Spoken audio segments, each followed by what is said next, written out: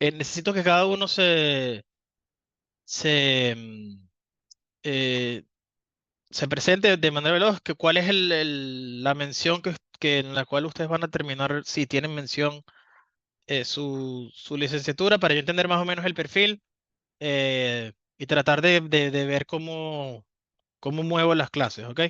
Entonces, bueno, voy a tratar de hacerlo yo. Es como, los tengo aquí ordenados, no sé cómo. Primero, Daniel Hernández.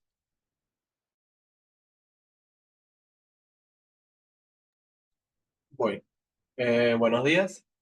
Mi nombre es Daniel Hernández y bueno, la mención por la que quería optar era precisamente la de inteligencia artificial, que estoy viendo esta materia porque el semestre pasado cursé minería de datos, me pareció interesante y bueno, estoy viendo esta por eso y me faltaría una.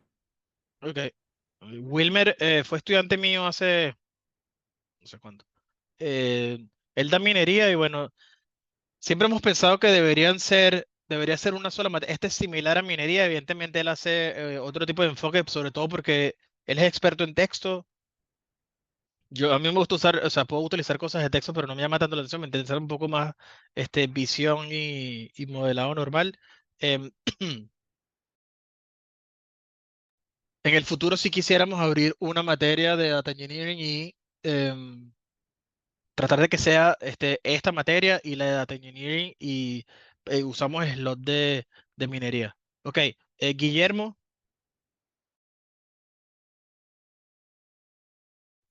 Bueno, soy Guillermo, ¿me se escucha? sí, Ah, ok. Bueno, mi mención iba a ser precisamente también inteligencia artificial, pero por múltiples razones probablemente voy a terminar con la mención de redes. ok, ¿por qué? No te hagas eso. No, le estoy echando broma, está bien. Ok, está bien. Héctor, Buenos días y buenas tardes. Estoy tentado a varias menciones, pero la que más me llama la atención es inteligencia artificial.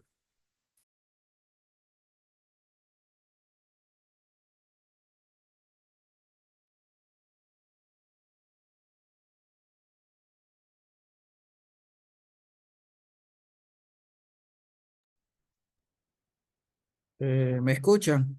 sí, ¿No escucharon lo anterior? te escuchamos, te escuchamos. Ah, ok. Creo que no está Roja. José Torres.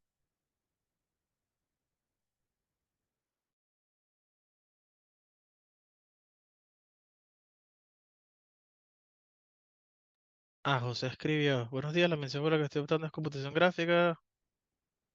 Estoy viendo la materia porque quiero equilibrar esta mi tesis. Ok, cool. Juan Pablo Rivas.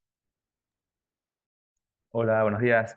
Bueno, yo estoy viendo la materia porque me llama la atención el acercarme un poco más a todo lo que tiene que ver con el análisis de los datos. El semestre pasado yo quería ver la materia de minería de datos, pero bueno, por dificultades en horario no pude hacerlo, pero me llamó full la atención.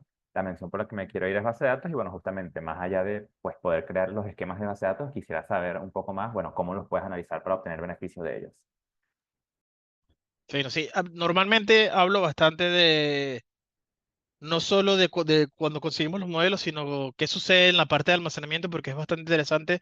Los modelos que hoy en día entrenan a la gente de OpenAI, Microsoft, Apple, etcétera. Ahora Twitter X tiene una unidad de AI. Es bastante interesante cómo se hace el swap, porque como tiene muchísimos más datos que los que caben incluso en los clústeres, es interesante cómo hacen el swapping de los datos y cuáles son las técnicas de aprendizaje o sobre todo la parte de algoritmos de optimización que me permita tratar de optimizar una función en donde la cantidad de datos disponibles es mucho mayor que la cantidad de datos que puedo procesar en un momento dado.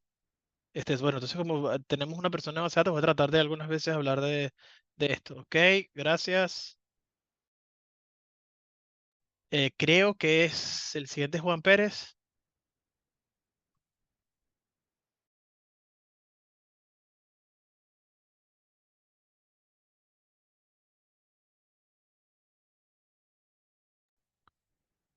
Eh, buenos días, me inscribo por inteligencia artificial. Ok.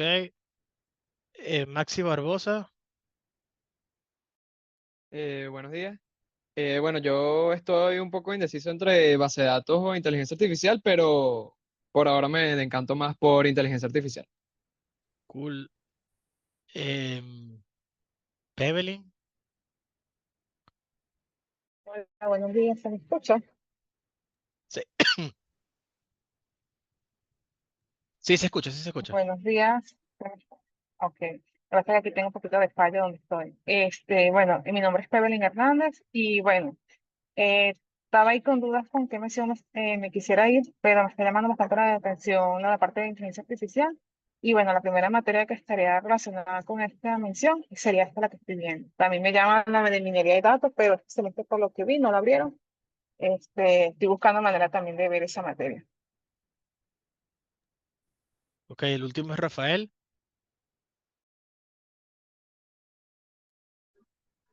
Buenos días, soy Rafael Contreras.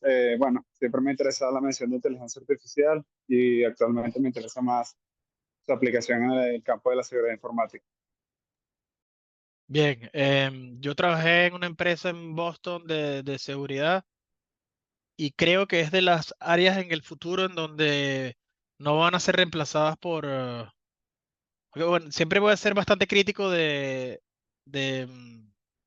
los lenguajes de los LMs, de ChatGPT, Claude, Grok, todos estos modelos nuevos.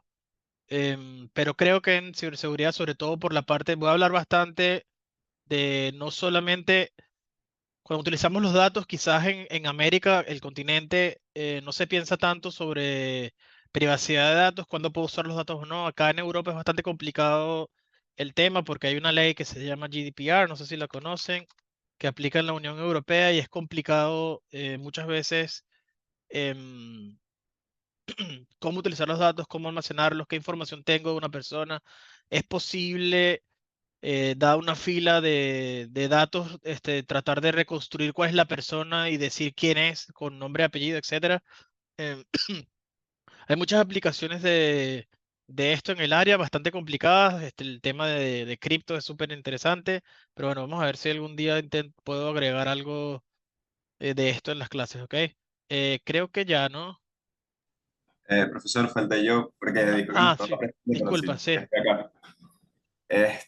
Bueno, mi nombre es Joiner Rojas. Me llama la atención la mención tanto de base de datos como de inteligencia artificial, entonces, bueno, estoy un poco entre ambas menciones.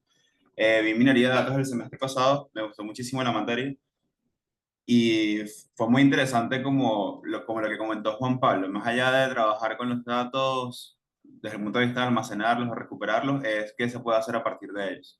Eso es lo que me llama mucho la atención de esta mención. Entonces, bueno, eso sería todo. Cool. Esta mención antes pasa que hubo un auge bastante grande en los 80 y en los 90, luego cayó un poco porque es bastante complicado, sobre todo porque los modelos antes eran los que llamaban basados en reglas, ontologías, etcétera, y consumían muchos recursos, un segundo. Perdón, consumían muchos recursos y bueno, hace poco, bueno, hace ya casi 20 años, em, el líder de research de Facebook, que debería haber ganado también el Nobel, creo, que se llama Jan LeCun, inventó un método para, de manera eficiente, optimizar funciones que tienen demasiado, sobre todo datos y sobre todo son bastante complejas las funciones. Lo vamos a ir viendo después cuando veamos la parte de redes neuronales. Y es bastante interesante esto, ¿no? Hace 10 años no había tanta gente que quería irse por inteligencia, la mayoría quería irse por ATI, ¿no? Bien, falta una persona que es Jorge. Jorge trabaja en Data Science, no es estudiante de la central, pero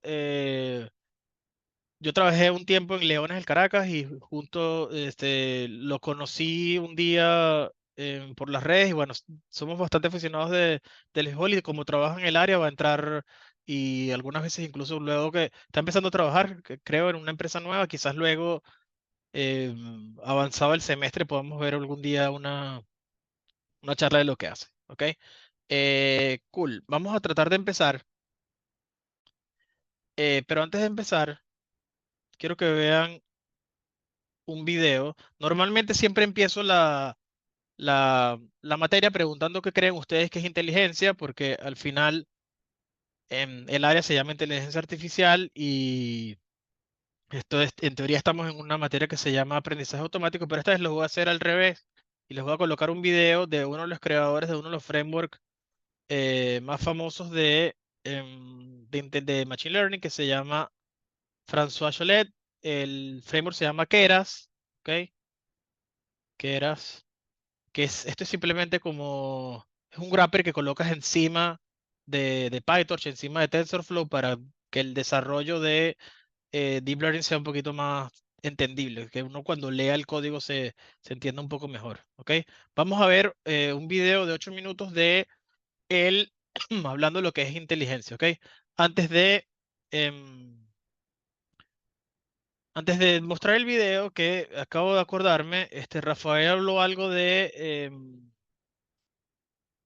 particularmente me interesa que los modelos mantienen el input privado, eso es interesante y luego podemos hablar un poco más. Recuérdenme tratar de hablarlo en algunas semanas porque salió un paper hace poco, en estos días, que em, lo voy a decir al final de la clase porque necesito que nada más lleguemos a entender un poquito de lo de qué es la F que estamos tratando de conseguir, la función que estamos tratando de conseguir, pero al parecer salió un paper donde ellos pueden predecir con información encriptada, bueno, cifrada. Em, no lo he leído, pero bueno, sí es cierto, va a cambiar bastante el paradigma de lo que hacemos. Voy a compartir el video un segundo.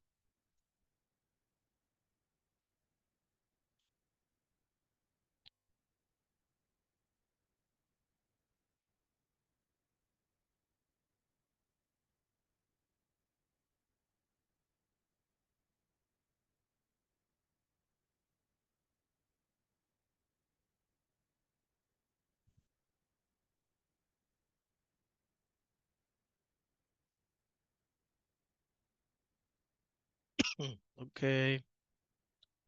Por favor, díganme si se escucha sobre todo. Un segundo, voy a compartir pantalla. Ok, voy a correr los 10 segundos. Dime si escuchan. ¿Se escucha? No, No. Uh, esto es un problema entonces. Ya va. ¿Será porque está compartiendo ventana en lugar de pantalla o algo así? Como que eso afecta de alguna forma. Vamos a ver. Porque siempre he compartido. Ah, es que normalmente doy clases que en la Mac. Puede ser que eso sea. Vamos a ver. Share sound. Soy tonto. Ok. Optimize video. Talk, share. Can you try to ¿Ahora? define? sí. Cool. Ok, vamos a ver el video y después discutimos. Dura 8 minutos. Sí.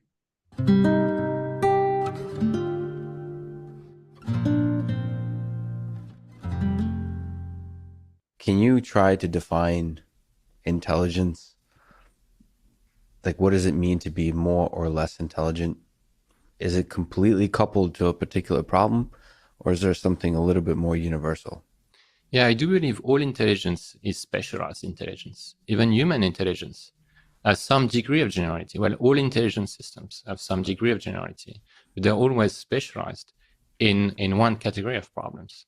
So the human intelligence is specialized in the human experience, and that shows at various levels. That shows in some prior knowledge that's innate that we have at birth.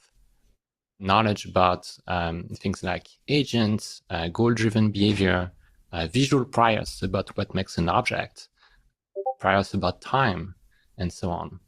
That shows also in the way we learn. For instance, it's very, very easy for us to pick up language. It's very, very easy for us to learn certain things because we are basically hard-coded to learn them. And we are specialized in solving certain kinds of problems, and we are quite useless when it comes to other kinds of problems. For instance, we are not really designed to handle very long-term problems. We have no capability of seeing the very long-term.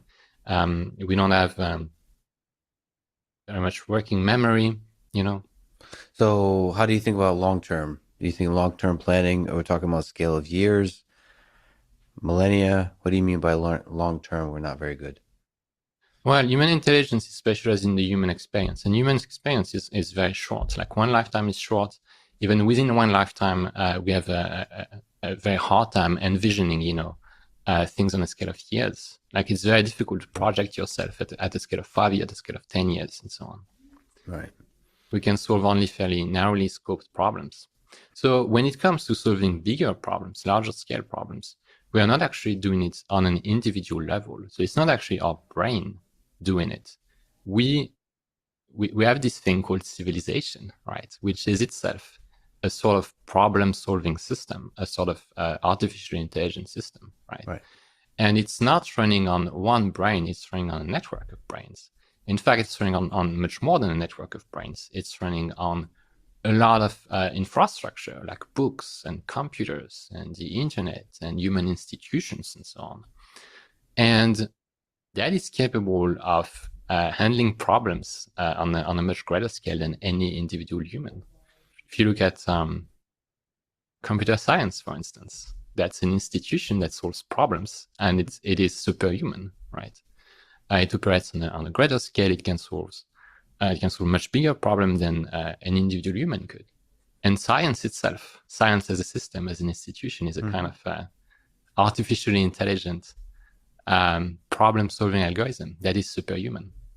Yeah, it's at least computer science is like a theorem prover at a scale of thousands, maybe hundreds of thousands of human beings. At that scale, what do you think is intelligent agent? So there's us humans at the individual level. There is millions, maybe billions of bacteria in our skin. That's at the smaller scale. You can even go to the particle level as systems that behave, you can say intelligently in some ways. And then you can look at the Earth as a single organism. You can look at our galaxy and even the universe as a single organism. How do you think about scale in defining intelligent systems? And we're here at Google. There is millions of devices doing computation just in a distributed way. How do you think about intelligence versus scale? You can always characterize anything as a system. Right. I think people who talk about things like intelligence explosion tend to focus on one agent is basically one brain, like one brain considered in isolation, like a brain, a jar that's controlling a body in a very like top to bottom kind of fashion. And that body is pursuing goals into an environment. So it's a very hierarchical view. You have the brain at the top of the pyramid, then you have the body just plainly receiving orders, and then the body is manipulating objects in the environment and so on. So everything is subordinate to this one thing, this epicenter, which is the brain. Right. But in real life, intelligent agents don't really work like this, right? There is no strong delimitation between the brain and the body to start with. You have to look not just at the brain, but at the nervous system. But then the nervous system and the body are not really two separate entities. So you have to look at an entire animal as one agent. But then you start realizing, as you observe an animal over any length of time, that a lot of the intelligence of an animal is actually externalized. That's especially true for humans. A lot of our intelligence is externalized. When you write down some notes, that is externalized intelligence. When you write a computer program, you are externalizing cognition. So it's externalized in books, it's externalized in computers, the internet, in other humans. It's externalized in language and so on. So there is no like hard delimitation of what makes an intelligent agent. It's all about context. Okay, but AlphaGo is better at Go than the best. AlphaGo, no sé si sabe que es un programa para jugar Go que fue famoso hace unos años, que es un juego asiático, no sé si es japonés. Ya habían algoritmos que hicimos porque le ganaban a profesionales de ajedrez y fue la primera vez usando Reinforcement Learning que le ganaron a profesionales de Go, que es un juego mucho más complejo, ¿ok? Best human player. There's levels of skill here. So, do you think there's such a ability as such a concept as a intelligence explosion in a specific task? And then well, yeah. Do you think it's possible to have a category of tasks on which you do have something like an exponential growth of ability to solve that particular problem? I think if you consider a specific vertical, it's probably possible to some extent. I also don't think we have to speculate about it because we have real world examples of recursively self-improving intelligent systems, right? So for instance, science is a problem-solving system, a knowledge generation system, like a system that experiences the world in some sense and then gradually understands it and can act on it. And that system is superhuman, and it is clearly recursively self-improving because science feeds into technology. Technology can be used to build better tools, better computers, better instrumentation, and so on, which in turn can make science faster, right? So science is probably the closest thing we have today to a recursively self-improving superhuman AI. And you can just observe, is scientific progress today exploding, which itself is an interesting question. You can use that as a basis to try to understand what will happen with a superhuman AI that has science-like behavior. Right? Ok, segundo. Sí, este es el podcast de... No había leído el comentario de Lex Friedman. Es una persona controversial en el área. Un segundo, voy a compartir de nuevo pantalla. Pero por lo general hace entrevistas bastante interesantes. Ok. Ven de nuevo el Chrome, ¿no? Sí. Ok. Entonces, bien, ese video siempre lo muestro comenzando el curso. ¿Por qué? Porque normalmente estamos escuchando siempre los términos de inteligencia artificial, si las computadoras están aprendiendo o no están aprendiendo, si son autosuficientes o no autosuficientes. De hecho, él tiene un paper que es bastante complejo, que se llama The Measure of Intelligence. Se los puedo compartir y lo coloco en la de referencia, en donde el paper es larguísimo. Él incluso empieza a hablar de qué es lo que él considera que es algo que es inteligente y al final empieza a hacer experimentos. No vamos a indagar en la parte matemática, pero lo interesante es en los experimentos, ejercicios gráficos que para nosotros son demasiado fáciles, que es como, vamos a tratar de hacer zoom acá, que es terminar o completar este tipo de imágenes, que parece de hecho una obra de Cruz 10, son de verdad bastante complicados para el computador. Entonces, justamente en el video el que les coloqué, él incluso ya habla de que nosotros como seres humanos juntos en la ciencia ya forma parte de una gente que es súper inteligente, incluso de... Ay, un segundo. Sí, de acuerdo. Bueno, el podcast. Ya, un segundo.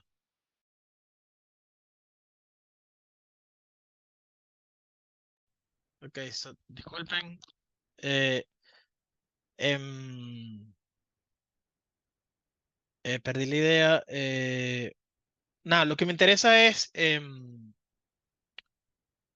las definiciones de inteligencia, dependiendo de lo que lea, van a ser bastante diferentes. Lo que me interesa de ese video es que en 8 minutos él da ejemplos de cómo cambia la perspectiva de lo que es un agente inteligente, nos pone a nosotros mismos dentro de un solo grupo de, como una sola entidad, en donde él ya dice, ya nosotros como un grupo haciendo ciencias o la ciencia de la computación nada más, ya somos una gente que tiene una inteligencia, una superinteligencia que él mismo denomina como inteligencia artificial. Para terminar esta parte de inteligencia, introducción, etcétera, en la página de la materia tengo una cita de Alan Turing y él dice, un computador debería ser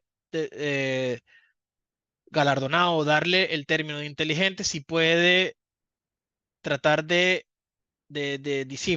engañar a un ser humano a creerle que es un ser humano. Y esto ya sucede hoy en día, ¿no? Entonces Turing hay un paper de Turing, creo que lo coloqué acá, que es una lectura interesante. Él fue la primera persona que escribió de qué pasaría si las máquinas fuesen inteligentes o qué significaría que las máquinas fuesen inteligentes. Y de hecho, em, crea un experimento que él llama el juego de la imitación y luego hicieron una película que se llama The Imitation Game, que es justamente el juego de la imitación que nosotros en nuestro contexto de computación llamamos como el test de Turing. ChatGPT ya pasa mucho. El test de Turing original ya ChatGPT lo,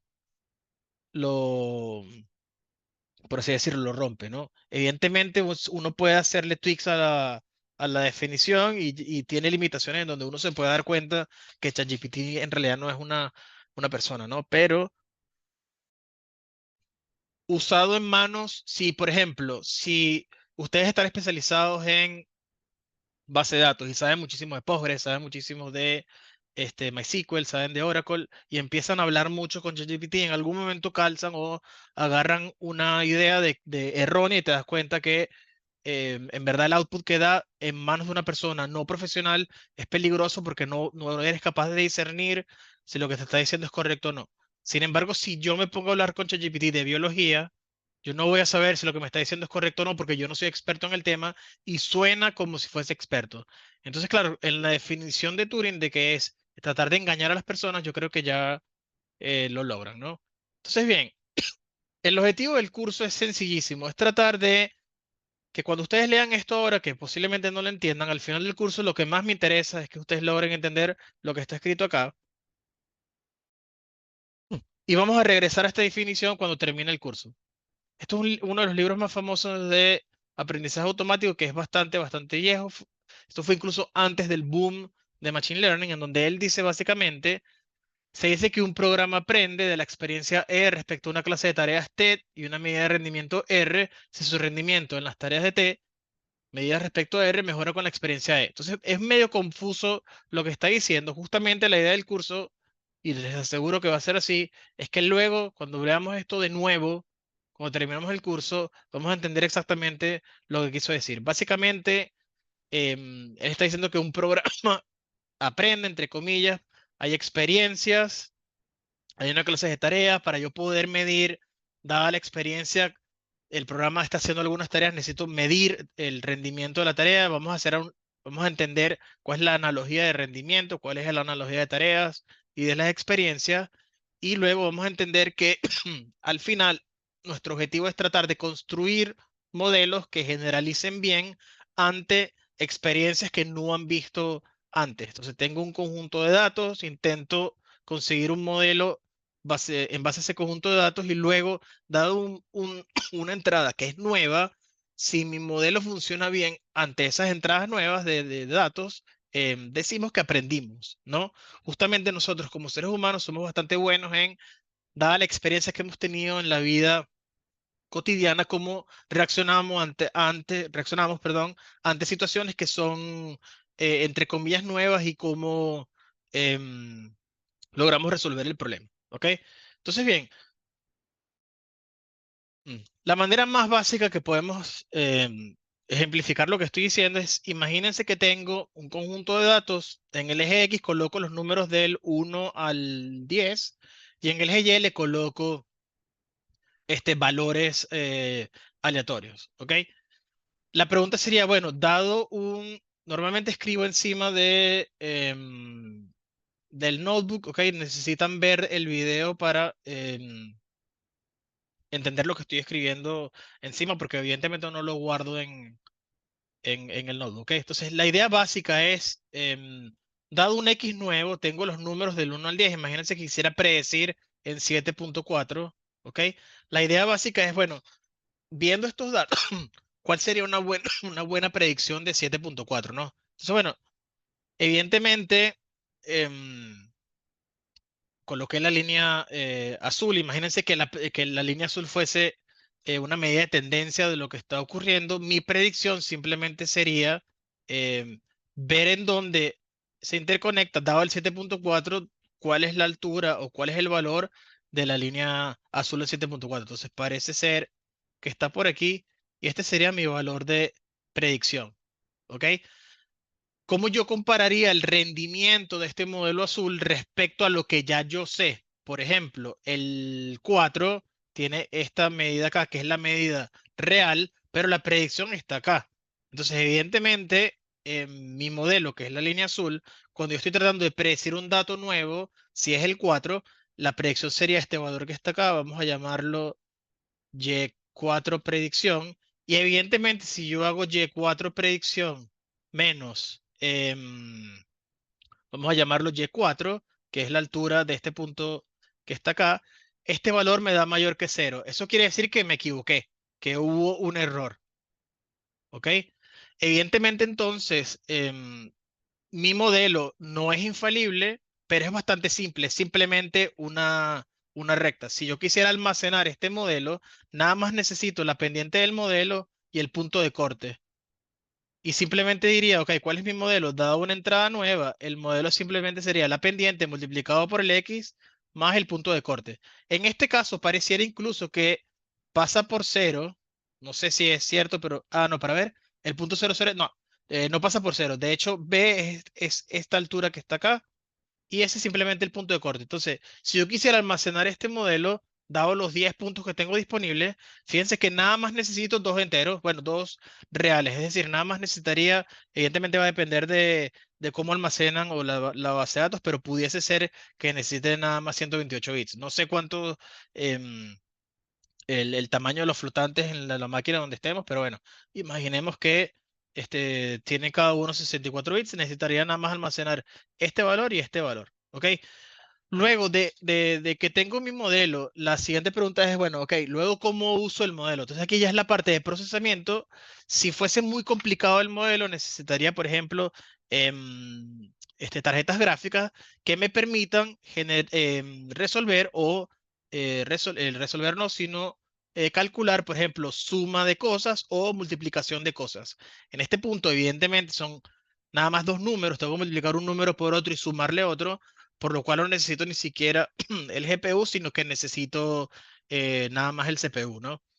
Lo que sucede es que cuando vayamos a conseguir modelos, por lo general incrementamos la complejidad de los modelos y necesitamos apoyo computacional para poder obtener o calcular estas expresiones, ¿ok? Entonces, bueno, el modelo más sencillo posible es este que está acá, que es simplemente asumir que la relación entre X y Y es lineal y busco cuál es la mejor ecuación de la recta posible.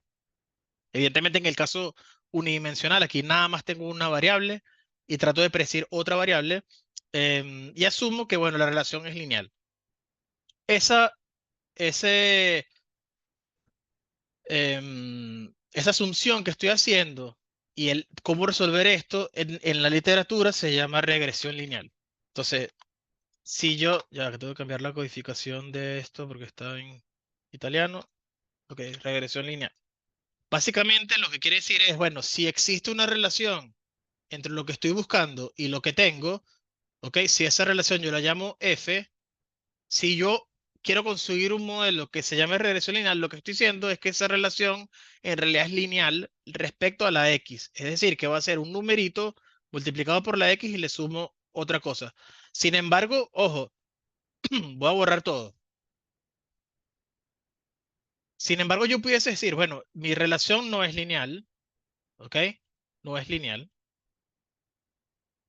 Y mi relación es simplemente, tengo 10 puntos. Nosotros aprendimos en cálculo que si tengo 10 puntos existe un polinomio de grado 11, que es n más 1, tal que pasa por todos los puntos. Entonces, yo puedo decir, bueno, mi modelo en verdad es, le voy a cambiar el color, este es mi modelo, este polinomio, y además el polinomio es único, si se acuerdan, ¿ok? Y ese es mi modelo, ¿ok? Imagínense que este es el polinomio de grado 11 que pasa por todos los puntos. Mi nuevo modelo, en los datos que tengo, tiene error 0. El error entre los X y las predicciones para todos los X es 0. Fíjense que está pasando por todos los puntos. Entonces nunca me equivoco. ¿Qué es lo que sucede? En predicciones nuevas, por ejemplo, imagínense que intento predecir, eh, imagínense que un punto nuevo en realidad está acá, ¿ok? Y es este valor que está aquí. Mi predicción pudiese ser este valor que está acá.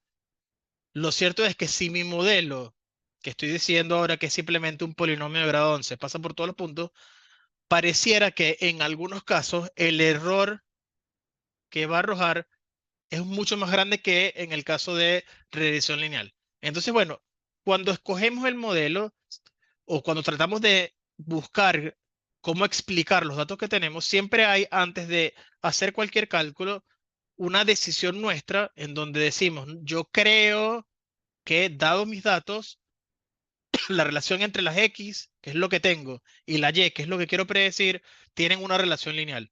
Uso entonces regresión lineal y consigo mi modelo. Sin embargo, eso no necesariamente va a ser siempre correcto. En algunos casos la relación puede ser parabólica, en algunos casos puede ser de grado 4, en algunos casos puede ser una función no lineal de senos y cosenos, ¿ok?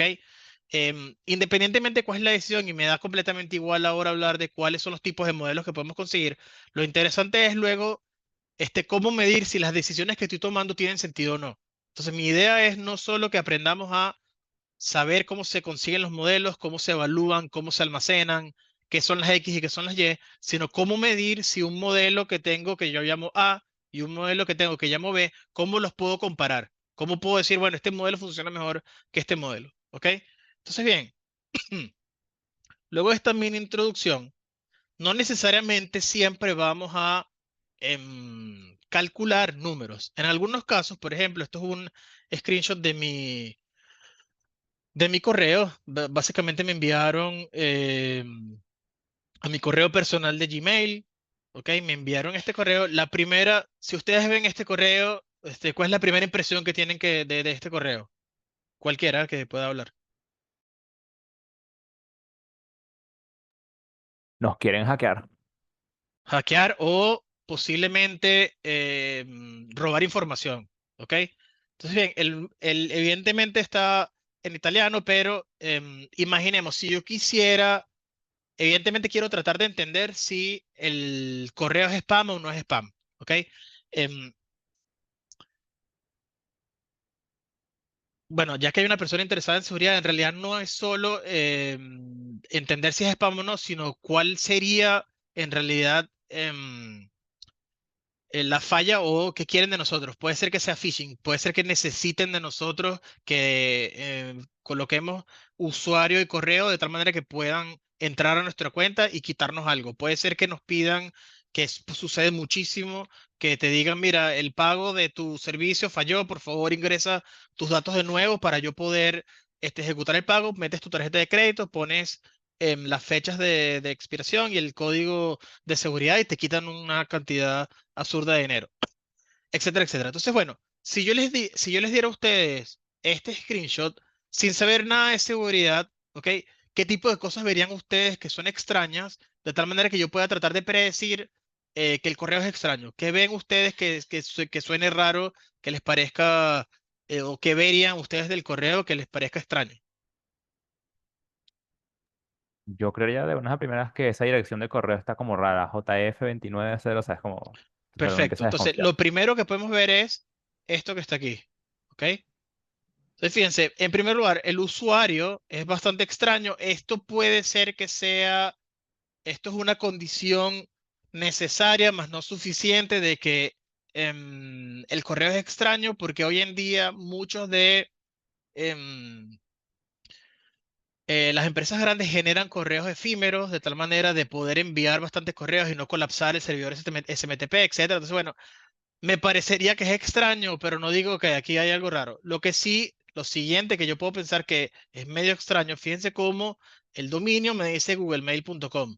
Entonces, lo siguiente que yo pensaría es, bueno, este dominio es en realidad de Google. Y la respuesta, bueno, todos nosotros nos parecería que esto es bastante extraño porque en realidad em, el dominio de Google es gmail.com, no googlemail.com.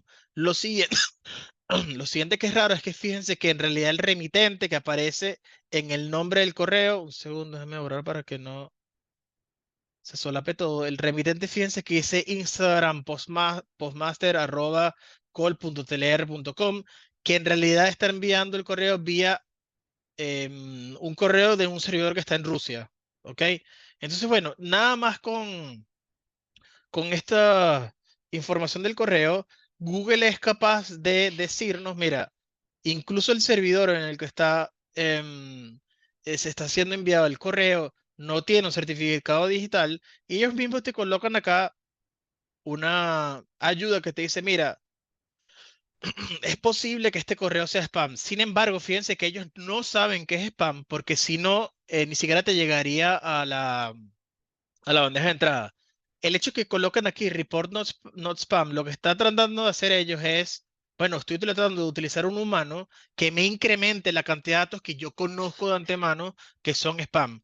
Entonces, es súper importante entender que la cantidad de datos en los cuales, que llamamos en inglés el ground truth data, es los datos que realmente sabemos qué fue lo que sucedió respecto a esos datos, pueden ir incrementando en el tiempo. Entonces, cuando tratamos de conseguir un modelo, es importante entender que incluso los modelos pueden variar en el tiempo, pueden variar los datos del modelo en el tiempo. En algunos casos, la información previa llega a ser obsoleta y tengo que entrenar los modelos con datos nuevos. Hay bastantes ejemplos que son bastante sencillos de entender en esto. Por ejemplo, imagínense ustedes que estamos en los años, cuando yo tenía la edad de ustedes, era abonado de Leones y del Caracas Fútbol Club. Iba a todos los juegos. En esa época fue el boom inicial de la vino tinto y más gente empezó a ir al estadio, ¿no? No había tanta inflación, etcétera, los precios eran estables, lo que sea. En esa época, si yo quisiera predecir, ¿ok? ¿Cuánta gente iba al estadio? Vamos a decir que estamos, por ejemplo, en los 10.000 iban al estadio de fútbol. ¿Ok? Si estoy en el año, cuando entré a la universidad, no sé, 2008, creo. 2008 al 2012, ¿ok? Si yo quisiera predecir cuántas personas van al estadio en esta época, ¿ok? Puede ser que sea una función que sea de este estilo. Si yo quisiera predecir ahora, ¿ok? Imagínense que ahora estoy haciendo un modelo que vaya del 2023 al 2024, ¿ok? Por la crisis económica, diversos factores, COVID, el problema de la luz, posiblemente por ahora está aquí la cantidad de gente que va al estadio. Si yo quisiera, bueno, aquí hay un error em, de concepto, en realidad debería haber sido discreta la manera en la cual grafiqué las cosas, porque si son personas y eventos deportivos, los puedo contar, en consecuencia son discretos, pero bueno, asumamos que, que la representación de una línea está bien. Si yo quisiera predecir cuántas personas van a venir ahora, créanme que es realmente inútil saber cuántas personas iban desde 2008 al 2012. Sin embargo, hay casos en donde la información previa sí puede resultar ser útil, que es, por ejemplo, si yo quisiera predecir, ok, imagínense que quiero predecir, qué sé yo, Google Stock Price. Bueno, vamos a poner acá Bitcoin. Bitcoin Price, ok.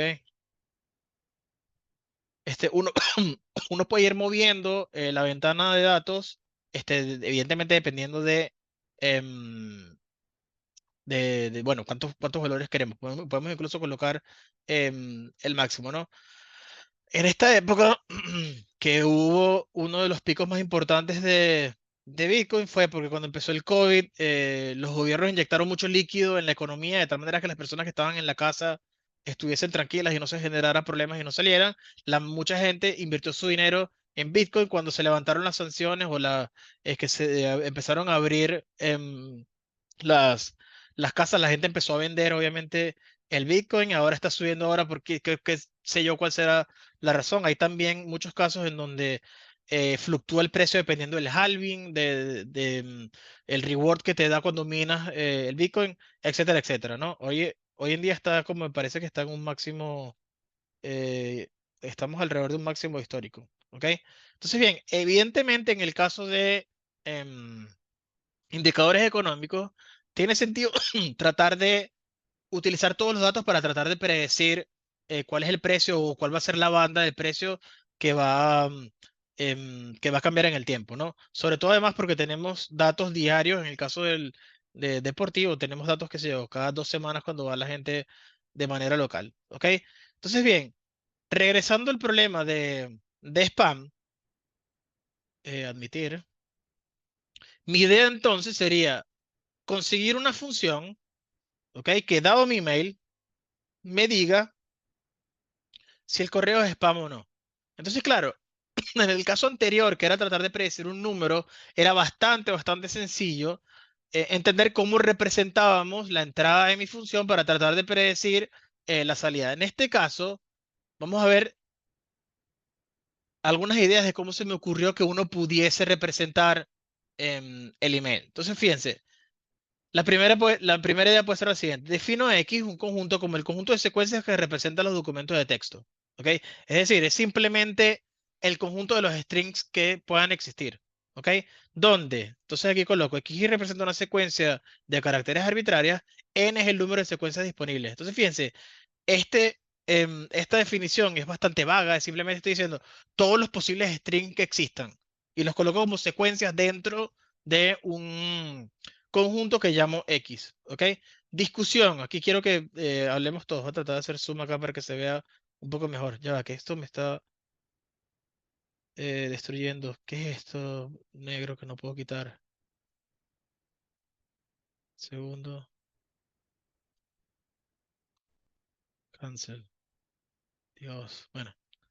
Ok. Discusión. Cada XY puede contener palabras, frases o caracteres que conforman el contenido del documento. El objetivo de la función es etiquetar cada XY como spam o spam según su contenido. Entonces, bien, el rango de la función f es fácil de entender. El rango es simplemente a dónde va la función que queremos tratar de conseguir. Esa función, ese rango, evidentemente es si el correo es spam o si es no spam. Entonces, la idea básica es, dada una cadena de caracteres, estoy tratando de entender si el correo es spam o no es spam. Entonces, bueno, básicamente yo tendría que tener una función que transforme mi correo en la cadena de caracteres que representa ese correo y evalúo mi función en esa cadena de caracteres. ¿Ok? Entonces, bien, entonces supongamos que intentamos representar las oraciones que están dentro del correo, ¿ok? Para tratar de ver si es spam o no es spam. Entonces, bueno, si vemos el correo, no, evidentemente no coloqué todo, pero comienza con habíamos notado una nueva conexión. Eso significa hemos notado una nueva conexión. Es una nueva conexión en un dispositivo que usas normalmente, que está en Mumbai, India. Imagínense ustedes, nunca he ido a India. Entonces aquí la idea es, si fuiste tú, dale sí o no.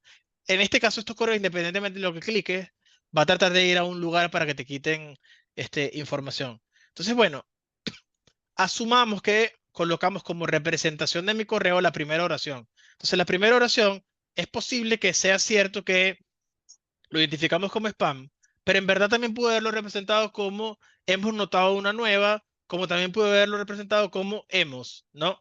Entonces, bueno, evidentemente, mientras menos información tenga, ¿ok?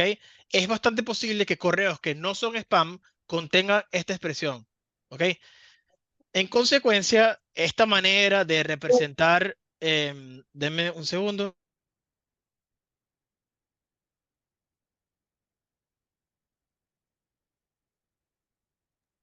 Ok, perdón. Esta manera de representar texto posiblemente sea errónea.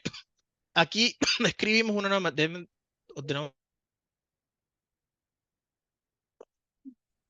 Ok, perdón. Entonces, bien, imagínense que ahora quiero representar de una diferente manera y digo, buscamos resolver el problema con otro enfoque. Entonces, diccionario de palabras. Entonces, yo digo, se tiene un diccionario que asigna a cada palabra un índice único. Entonces, esto simplemente es decir, ok, imagínense que tengo aquí un diccionario de palabras en donde empieza, por ejemplo, A, B, C, D hasta llegar a la E. Y esto me mapea, por ejemplo, si la entrada es A, me mapea a 1, 0, 0, 0 hasta llegar a 0. Si la palabra es B, me mapea a 0, 1, 0 y todo lleno de ceros. ¿Ok? Entonces simplemente estoy tratando de dar un diccionario en conseguir cuál es el índice asociado a esa palabra en mi diccionario. ¿Ok? Entonces aquí cambia la interpretación en vez de que la entrada sea texto, ahora la entrada parece que va a ser un arreglo que tiene índices. ¿Ok? Entonces bien, ahora defino me llegó un correo, perdón. Ahora defino algo que llamo matriz de embedding. Entonces leo. Esto es simplemente un ejemplo, ¿ok? Estos son definiciones. Se utiliza una matriz de embedding para representar cada palabra como un vector de características. Entonces, básicamente, la idea es, ok, dado que yo tengo mi diccionario, voy a tratar de representar entonces ahora palabras como vectores, que son números. Como ejemplo, y no importa cómo se hace, pero como ejemplo, les digo que el vector manzana se puede representar como el vector punto 2, punto 8, punto 5. ¿Ok? Entonces, bien, la idea es entonces, dado, dado que yo tengo mis vectores, yo puedo generar relaciones sintácticas entre palabras. Por ejemplo, reina puede estar relacionado con rey, mujer puede estar relacionado con hombre, grande puede estar relacionado con biggest o pequeño puede estar representado como el más pequeño, el más grande o el más pequeño. Entonces, la idea es, ¿será posible que transformemos texto en arreglos de números y además poder tener dentro de esos arreglos de números maneras de conseguir relaciones entre los arreglos? Y si eso es así, ¿ok? Mi función entonces que yo estoy tratando de conseguir, en vez de recibir cadenas de caracteres, los cuales obviamente la pregunta es, si yo definiera mi problema como las cadenas de caracteres, ¿cuál sería la cardinalidad de X? ¿Cuál creen ustedes que sería la cardinalidad de X?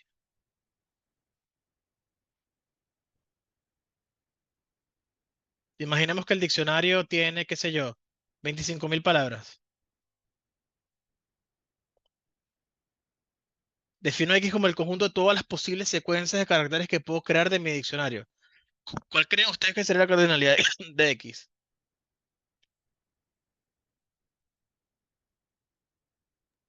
Tiene una cardinalidad altísima, ¿no? O sea, porque de todas las combinaciones que puedes hacer con ese montón de palabras, no sé, un número incalculable. Sí, es calculable. Por ejemplo, ojo, o sea, siempre es dependiendo de el nivel de abstracción que uno quiera colocar. Voy a hacer uno bastante sencillo que es el siguiente. Imagínense que quiero definir X como, en primer lugar, si quiero representar todas las secuencias que representan documentos de texto, puedo decir entonces que X es, por ejemplo, la unión de X0 unido con X1. X0 no, vamos a colocar aquí X1. Unido con X1, unido con X2, unido hasta, por ejemplo, XK. ¿Qué es XI? Es un documento con I palabras. ¿Ok? Palabras. Entonces, bueno, ya sé que es XI. Evidentemente la intersección de todas ellas, asumiendo que uso el número de palabras que digo que estoy utilizando, debería ser vacía. Entonces, por ejemplo, ¿qué es X2? Tengo dos posibles slots de palabras, tengo 25.000, tengo aquí 25K, aquí tengo también 25K porque las puedo repetir. Esto debería haber sido una K, no sé por qué puse una X. Entonces, ¿qué me dice esto? Que la cardinalidad de X2 es simplemente 25K elevado al cuadrado. ¿Ok? Entonces, ¿cuál es la cardinalidad de X? Es la suma de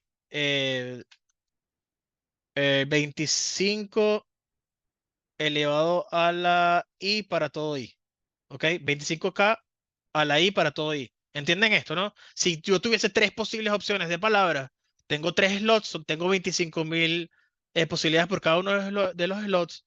En consecuencia, la cardinalidad del conjunto de documentos con tres palabras sería 25.000 elevado a la 3. Entonces, la suma de 25.000 elevado a la I desde I igual 1 hasta acá, ¿ok? Es un número absurdamente grande. Incluso es demasiado ineficiente definir el problema de esta manera, por no decir tonto, ¿ok? Por eso lo hice y lo hice a propósito, ¿no? Si yo definiera en realidad los documentos como esta cosa, al final simplemente los documentos son representaciones multidimensionales de vectores que son números. Y es más sencillo hacerlo de esa manera, ¿ok? ¿Por qué? Porque yo pudiese definir manzana verde en el mismo R3 y una manzana verde pudiese ser, qué sé yo, punto 2, punto 8, punto 9. Entonces una manzana normal es punto 2, punto 8, punto 5. Una manzana verde quizás es punto 2, punto 8, punto 9. Entonces, lo interesante de pensar esto es que una cosa es el problema que queremos resolver, cómo tenemos los datos, y lo siguiente es cómo representamos los datos. ¿Ok? En el caso de texto, es el ejemplo más famoso de cómo la representación de lo que nosotros vemos, que son palabras y cadenas de caracteres, y Ah, luego sí. cuando creamos el... Ya va, hay una persona... Estoy por allá. Sí, lo que pasa es que Perdón, te va a mutear. ¿Ok? Y la representación de texto cambia radicalmente. Y luego, claro, si yo tengo una representación, yo debería ser capaz de comparar elementos dentro de la representación, que es justamente el ejemplo que colocamos acá. Sin embargo, no vamos a indagar mucho en cómo hacer estas cosas, nada más créanme que son ciertas. Entonces, un tipo de problema de aprendizaje sería, dado texto, tratar de saber si es spam o no es spam, dado un conjunto de de datos. Otro ejemplo puede ser, por ejemplo, trabajé en una inmobiliaria en Roma, puede ser tratar de predecir cuál es el precio de un apartamento que van a construir en una urbanización nueva. Entonces, bueno, esto es un mapa de Roma capital, que no necesariamente es el centro, sino todo lo que es como si fuese la Gran Caracas. Imagínense ustedes que una empresa compra estos terrenos acá, que es parecido al, bueno, es un poco más grande, pero es como un parque nacional. Imagínense que quisieran hacer una urbanización en esta zona, que, bueno, voy a cambiar el color para que dé un poco de contraste. Imagínense que quieran construir apartamentos en esta zona. Entonces, yo les pregunto, ¿cómo ustedes harían para tratar de predecir el precio de los apartamentos en esa zona? ¿Qué ideas tendrían?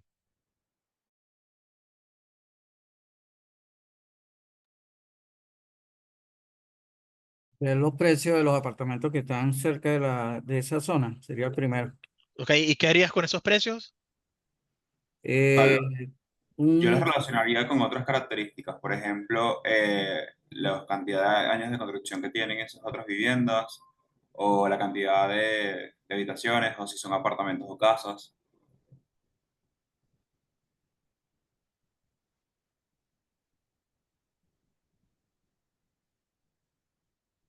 Puede ser también la cercanía a algunos servicios como supermercados o hospitales, eso también influye en el precio.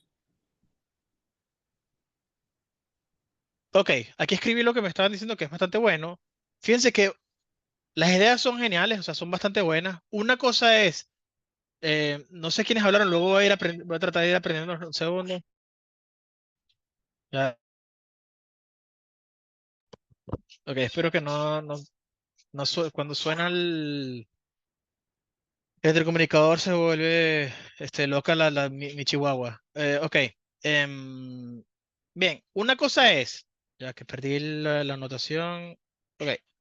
Una cosa es lo que me están diciendo acá. Estas son características del apartamento y esto es comparación entre los apartamentos que pueda conseguir. Entonces, fíjense que aquí ya tenemos dos cosas que son bastante útiles en la materia. Una cosa es las características. Si yo representara mis datos como una matriz de datos, mis características normalmente van a ser las columnas de esos datos. Las filas van a ser cada una de las instancias de mis datos.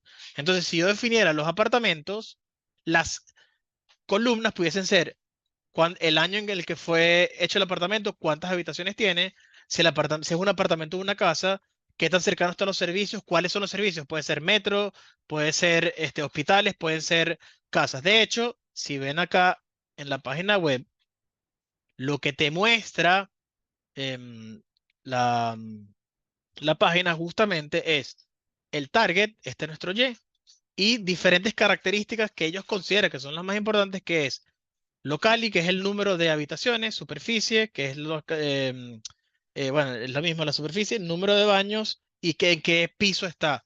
En Italia es bastante importante en qué piso está, porque, segundo, la mayoría de apartamentos no tienen ascensor. ¿Ok? Entonces, bien, ok.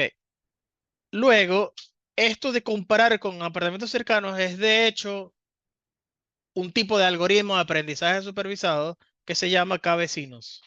¿Ok? Esto es el precio que yo quiero comparar o que yo quiero obtener, en realidad es el promedio de los K-vecinos más cercanos. Vamos a ponerlo aquí J. Y vamos a llamar, bueno, en verdad hay un error porque si son los K-vecinos más cercanos, ya vamos a tratar de escribir de una manera decente para que se entienda.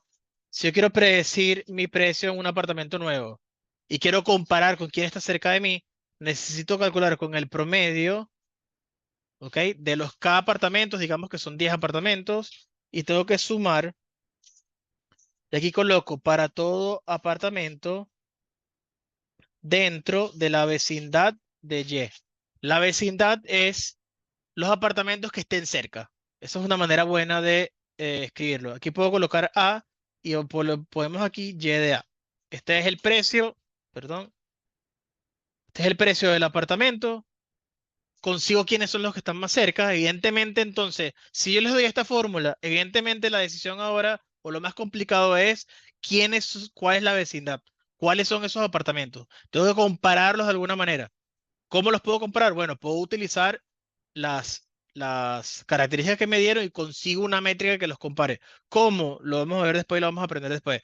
Vamos a tratar de dar un conjunto de apartamentos, decir, ok, ¿cuál es el que se parece más a mí de acuerdo a lo que a mí me interesa? Les puedo decir, en el caso de Roma, ok, Metro Roma, lo más importante en la decisión de apartamentos para la gente que vive en Roma es si está cercano o no al sistema de transporte del metro, porque en Roma, no sé si lo saben, es parecido a la central en el sentido que todo el casco, el centro de Roma es patrimonio de la humanidad y está protegido por la UNESCO. En consecuencia, cada vez que abren algo en el centro y consiguen cosas del imperio, tienen que contactar a la UNESCO y decidir qué hacer. Con lo que consigan, ¿no? Es parecido a por qué la fachada de la biblioteca de la central está tan deteriorada, porque como es patrimonio de la humanidad, si uno quisiera cambiar los biblioteca central UCB, si uno quisiera cambiar los, los cuadraditos rojos de la biblioteca, tiene que colocar los originales porque es patrimonio de la UNESCO y la empresa que los hace quebró hace 50 años. En consecuencia, es bastante complicado en algunos casos arreglar cosas en la universidad porque tienes que pedirle permiso a la UNESCO y no existen o no tenemos presupuesto o lo que sea para poder arreglarlo. Entonces, bueno, el hecho de que es patrimonio es un arma de doble filo en nuestro caso. Si las empresas que hicieron la ciudad universitaria no existen, por ejemplo. Entonces, bien, en el caso de apartamentos en Roma es algo similar. El sistema de transporte, pues me puedo estar equivocando, pero pasa más o menos, hace más o menos así, ya que hay otra línea y creo que hay una que hace así. Cualquier cosa que no esté cerca del metro, por lo general, desciende el valor del apartamento. De hecho, en esta zona, que está cercano a la playa, es donde están los apartamentos que son más asequibles, que tienen un valor más, que cuestan un poco menos de lo que cuesta en el centro de Roma. Entonces, bueno, si uno quisiera tratar de predecir el precio, ¿ok? ¿Qué hacíamos en nuestra empresa? Estábamos tratando de predecir cómo hay proyectos en donde van a mejorar el sistema de transporte público. Nosotros de antemano, si sale un proyecto nuevo que va a durar 5 años, porque los proyectos en Roma tardan mucho por culpa de la UNESCO, nos da 5 años para comprar apartamentos en la zona y tratar de revalorizarlos o alquilarlos o venderlos a un mayor precio en el futuro. Esa era más o menos la idea de lo que estábamos haciendo. Otro ejemplo, esto es parte bueno, esta imagen no, la de abajo sí es mía, de mi doctorado, que es segmentación esto es para la gente que le gusta de computer vision, de computación gráfica. Uno pudiese tratar de segmentar el cerebro en zonas, ¿ok? A la izquierda tenemos la segmentación de un experto que trata de conseguir partes del cerebro. Es interesante saber cuáles son las partes porque dependiendo de la composición química del cerebro, uno puede tratar de predecir, dado tu historial clínico, si puedes o no desarrollar enfermedades como Alzheimer, demencia, etcétera. Y existen modelos, por ejemplo, UNet, que es un modelo de deep learning, que dado un input de un cerebro, lo transforma o trata de segmentarlo en diferentes partes. Esto que está acá, que es parte de mi investigación, es tratar de segmentar el cerebro en diferentes partes, pero utilizando un modelo. Tengo un meeting, un segundo. Ok, el meeting es ahora, pero entraré un poquito tarde. Ok. Nosotros intentamos segmentar el cerebro, pero utilizando factorizaciones, en vez de utilizar una red neuronal, una UNet, utilizamos factorizaciones que básicamente la idea es tratar de crear una base una base como si fuese una base vectorial, pero de diferentes secciones del cerebro, de tal manera que todas ellas juntas me regrese o me cree en la segmentación original. De hecho, aquí les tengo un video de un output de nosotros que se ve bastante Ok. A la izquierda tienen, cuando uno tiene un MRI, tienen una resonancia, básicamente es un volumen de la zona en la cual ustedes estén tratando de trabajar. En el caso, evidentemente, como son tridimensionales, uno pudiese barrer la cámara en 3 distintos ejes. Este es el eje sagital, que básicamente es como la cámara está barriendo en este eje, como si estuviesen pasando por acá desde la oreja hasta la otra oreja. Entonces, básicamente, este es el ojo, este es ¿ven mi mouse? Sí. Sí, Ok, Sí.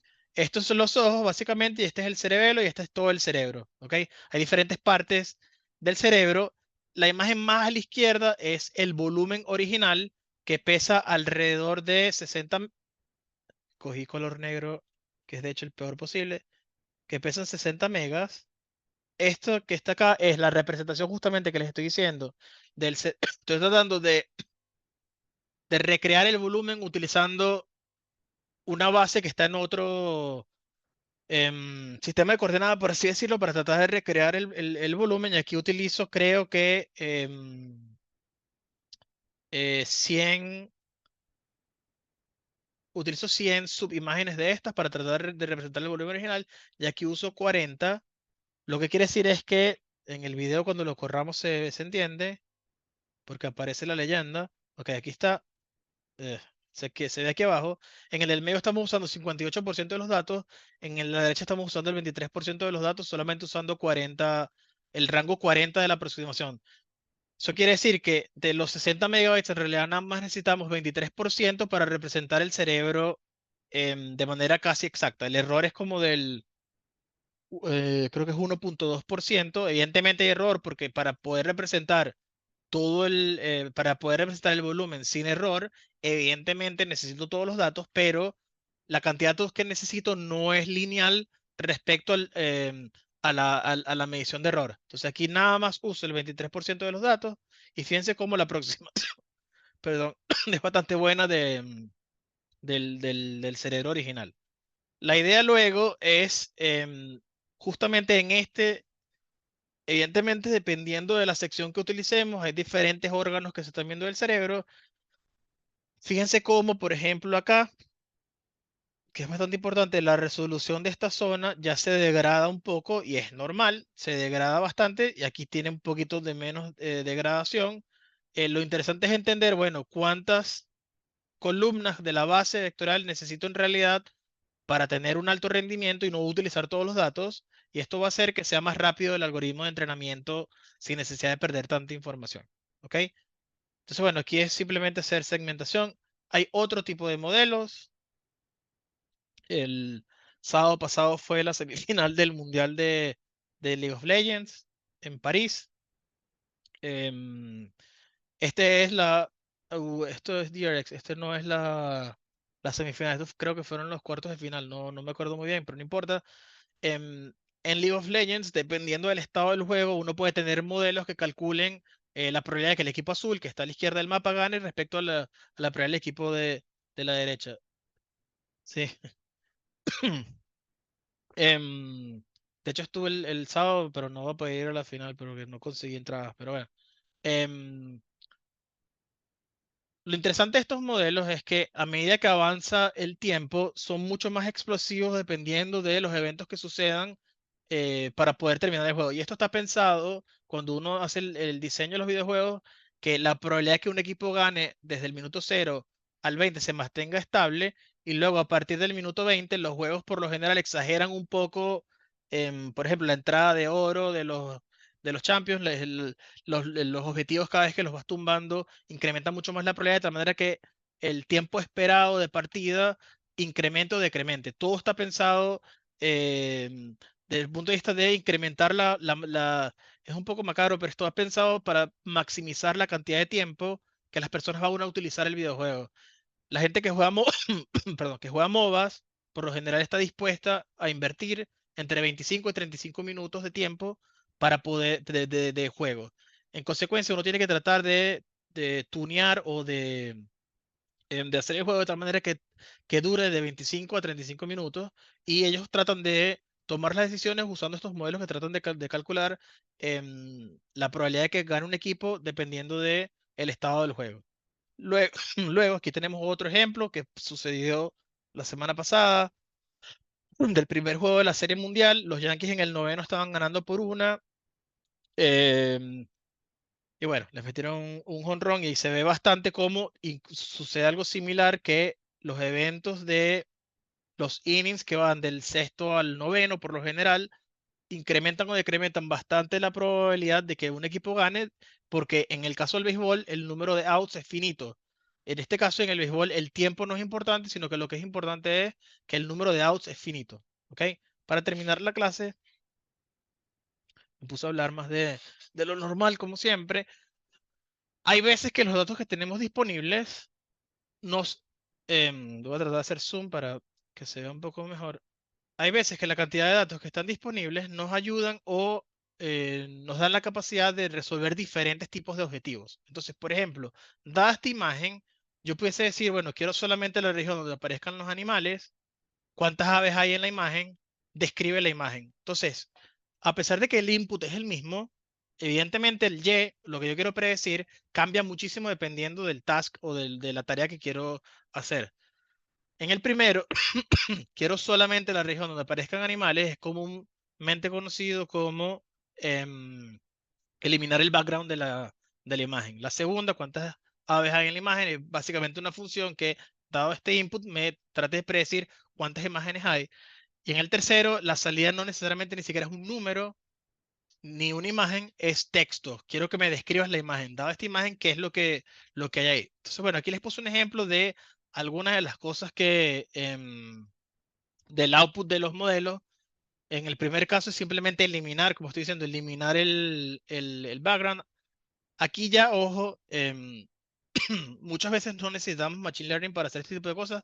En esto podemos usar procesamiento digital de imágenes para poder eliminar el fondo dependiendo de los histogramas de frecuencia de los píxeles, pero sí es cierto que hay técnicas para eliminar el fondo usando Machine Learning. En el caso, por ejemplo, de conseguir y contar las aves, yo pudiese tratar de conseguir una función que, dado un animal, me diga si es una ave o no. Entonces, en este caso puede ser la función evaluar una jirafa. Evidentemente no es una ave, evaluar un león no es un ave, un rinoceronte no es un ave, el avestruz es un ave, y luego entonces, ¿cómo sería mi problema? Bueno, en primer lugar, necesitaría una función que, dado con una imagen, me diga cuáles son los animales dentro de la imagen. Si esa función existe, contar las aves es sumar, ¿ok? Todos los elementos, luego que yo tengo la función animal, y tratar de usar esta f que yo tengo acá, que en teoría sí reconoce cuando es una ave, y sumo todo. Entonces, hago descomposición de los elementos de la imagen en los animales, que es justamente la función de arriba. Para cada uno de los elementos, luego de la descomposición, trato de aplicar la función f, que me dice si es una ave o no, y me dice entonces, bueno, hay una ave en esta imagen. Esto es más o menos una idea de lo que ocurre, por así decirlo, detrás de cámaras cuando estamos haciendo, haciendo estos modelos, ¿ok? En ChatGPT, aquí les coloqué un ejemplo, les coloqué la imagen, les dije, descríbeme la imagen para que me diga qué es lo que sucede. Si leen la descripción, no lo voy a leer ahora para poder terminar rápido. Él no consigue el avestruz. De hecho, yo luego le pregunto cuántas aves hay en la imagen y me dice que en la imagen hay una sola ave, pero en la descripción original la ave no estaba. De hecho, bueno, vamos a hacerlo rapidito. La descripción está desde esta línea hasta esta línea. Fíjense que consiguió león, cebra, elefante, rinoceronte, tigre y jirafa, pero no consiguió el avestruz. Cuando yo le pregunto cuántas aves hay en la imagen, él dice, ok, bueno, fui capaz de entender que hay un avestruz que está entre el león y la cebra. Luego le digo, ok, en base a esta información nueva, ok, en verdad creo que está entre la cebra y el elefante, porque justamente está entre la cebra y el elefante. Y él me dice, bueno, tienes razón, corrigió, y ahora le digo, ok, entonces describe la imagen, y luego que yo le digo que describe la imagen, ahora sí consigue el avestruz, ok. Pero esto es un ejemplo que encapsula todo lo que le estoy tratando de decir de la idea de inteligencia, porque en este caso sí puedo ser un experto, porque yo conozco los animales. Le estoy diciendo, mira, en verdad lo que me dijiste al comienzo, falta el avestruz. Pero una persona, por ejemplo, un extraterrestre que no conoce el nombre de ninguno de los animales y le sale, tiene esa salida, quizás para esa persona, si nunca ha visto animales, puede ser que crea cuál es la salida de ChatGPT y él dice, bueno, esta cosa que está acá no es un animal, es otra cosa. Entonces, bien, como yo soy, entre comillas, un experto, le digo, mira, en verdad creo que la salida no está bien. Hay una avestruz que está entre la cebra y el elefante, y luego de que cambie el output, ahí digo, como experto, ok, lo que me estás dando en este párrafo, eso sí está bien. Entonces, yo sé que, para cerrar, encapsular la idea, yo sé que muchos, por no decir la mayoría, usará ChatGPT cuando vayan a hacer las tareas. Les imploro que tengan mucho cuidado al usarlo. Si es una pregunta teórica, traten de no usarlo. Si es de código, no tengo problema siempre y cuando entiendan la salida del código. Igual les voy a preguntar y yo me voy a dar cuenta si entienden o no lo que está ahí escrito. ¿Ok?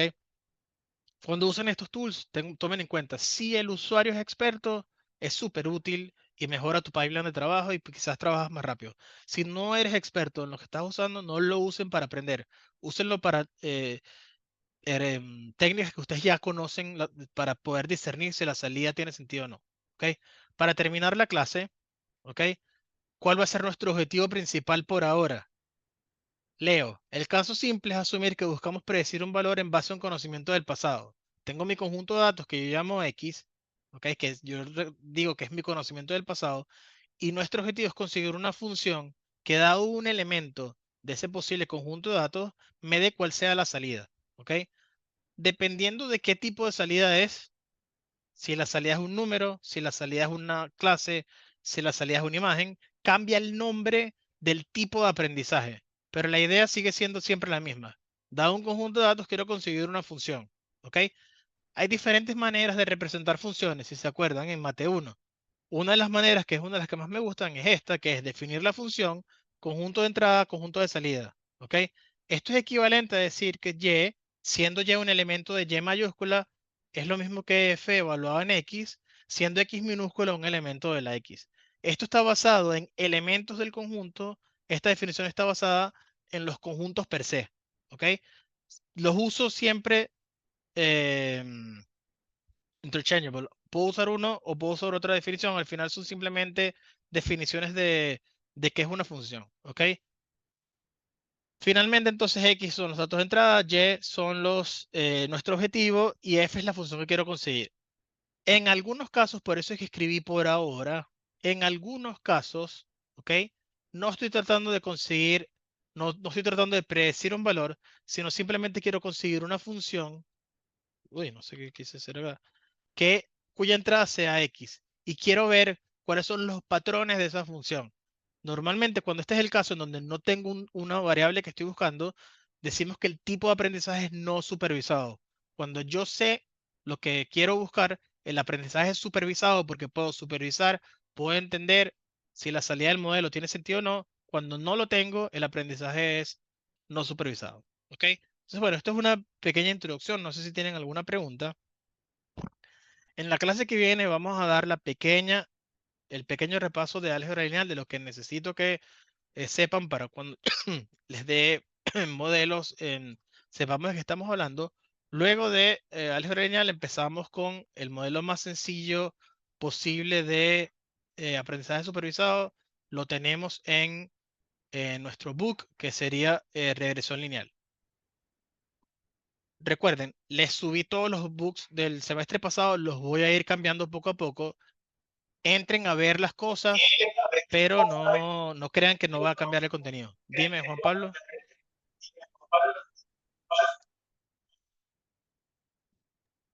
Quería preguntar dos cosas. Ya por ahí Rafael está hablando. Ya el micrófono abierto. Ya voy a mutear a Rafael un segundo. Dale, dale. Ok, ajá, quería preguntar dos cosas. Una es acerca del viernes de esta semana. O sea, entiendo que este viernes no va a haber clase, pero el de la semana que viene sí. ¿Es así? Sí, Ok. Y acerca de los ejercicios de Python, quería saber, ¿hay una sección específica de Python en HackerRank para Machine Learning o en si general hay, Python solo ya? es parte, la tarea se las monto luego de la clase de álgebra lineal, porque hay algunos ejercicios de álgebra lineal y entonces no quiero que empiecen a hacer la tarea sin dar el repaso. Segundo, profesor, si es posible conformar grupos. Sí, envíenme los grupos por correo. según entiendo, ya el grupo de A3, creo que somos un número impar de personas, no estoy muy seguro. Eh, Envíenme los grupos y luego yo les digo si estoy bien o no. Eh, Vamos a tener un grupo de Slack o Telegram. Eh, sí, voy a decir después la tecnología. El semestre pasado fue con WhatsApp, pero no me gustó mucho. Quizás Telegram es mejor. Ahorita decido y les digo dónde va a estar. De igual manera, lo que les digo, todos las actualizaciones van a estar en la página de la materia. Si tenemos un grupo, lo pueden usar para hacer preguntas sin ningún problema, pero si quieren preguntar cosas un poco más importantes o si nada más quieren que sean para ustedes mismos, no me escriban al número personal, envíenme un correo. Es lo único, ¿ok? Cool. Si tienen otra pregunta, déjenme